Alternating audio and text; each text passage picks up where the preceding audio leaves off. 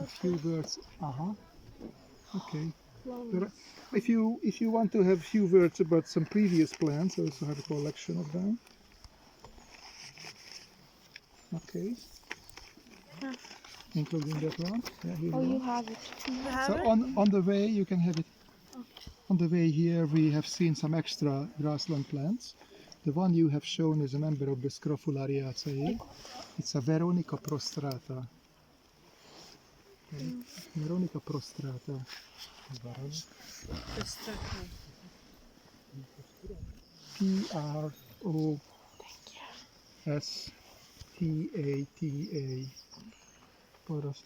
Prostrata. Here.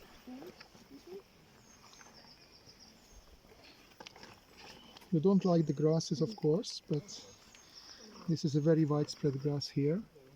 And it's interesting for two reasons concerning the multiplication. It is a Poa bulbosa. P-O-A, Poa bulbosa.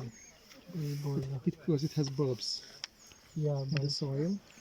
So in dry grazing ground, including the Middle East and Central Asia, this plant is very resistant to trampling.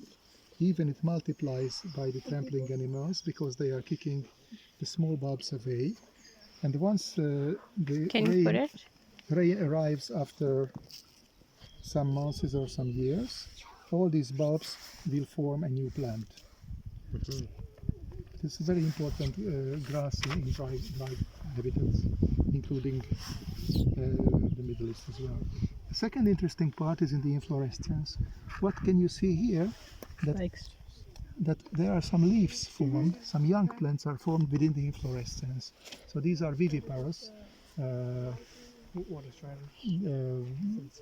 multiplication, where not only seeds are produced, but also small vegetative plants are dispersed. And they can vary these three strategies with bulbils, with seeds, and also with small miniature plants as well. So it's a very tricky plant which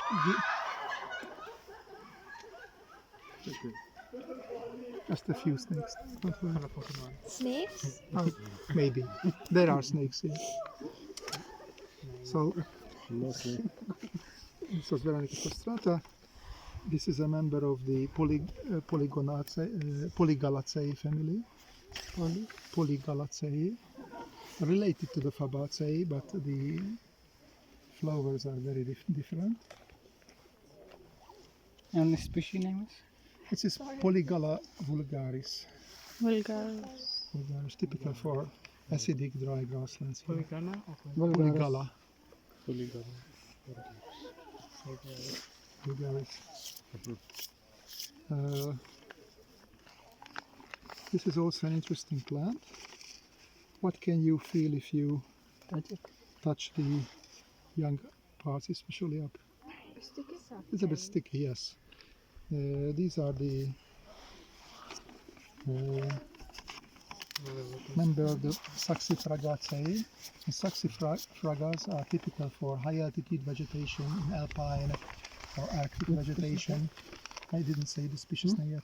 So all this family is typical for rocky outcrops, alpine vegetation, Arctic vegetation, and we have a very few of them in the Carpathian Basin because we have lowlands and very few mountains. Typical is the rosettes of the plant. Some are annuals, some are perennials, and a lot of glandular hairs, which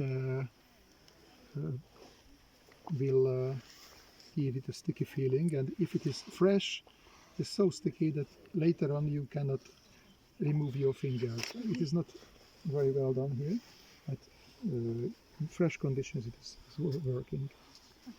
The name is Saxifraga bulbifera, because there are some very small bulbils at the base of the leaves, very badly developed in this season.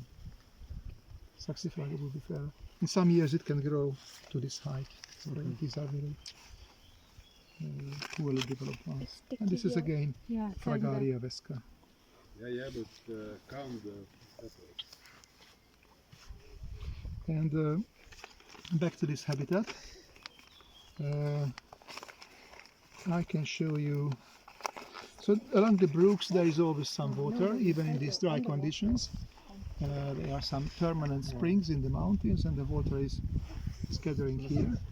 And the waterlogged soils are grown by elder trees, Alnus glutinosa, member of the Betulaceae family. Eldest glutinous. What does it say? Alnus glutinosa, Alnus. A-L-N-U-S, ALNUS. Glutinous. G-L-U-T-I-S-A,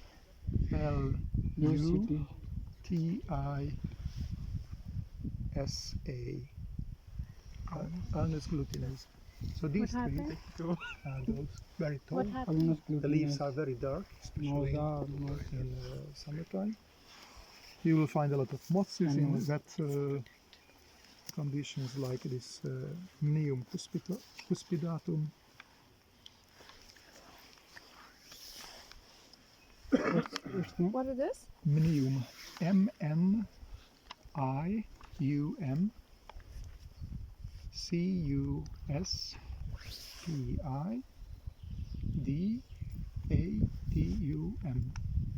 Mnium cuspidatum.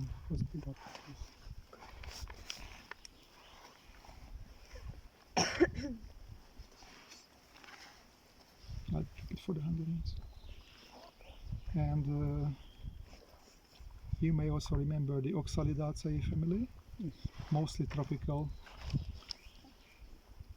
Starfruit and other plants belong to this family, but we only have a few forms in the temperate zone.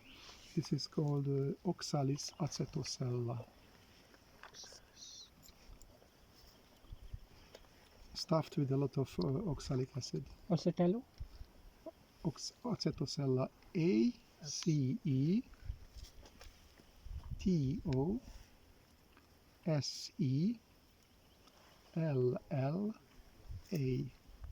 Acetosella. Acetosella.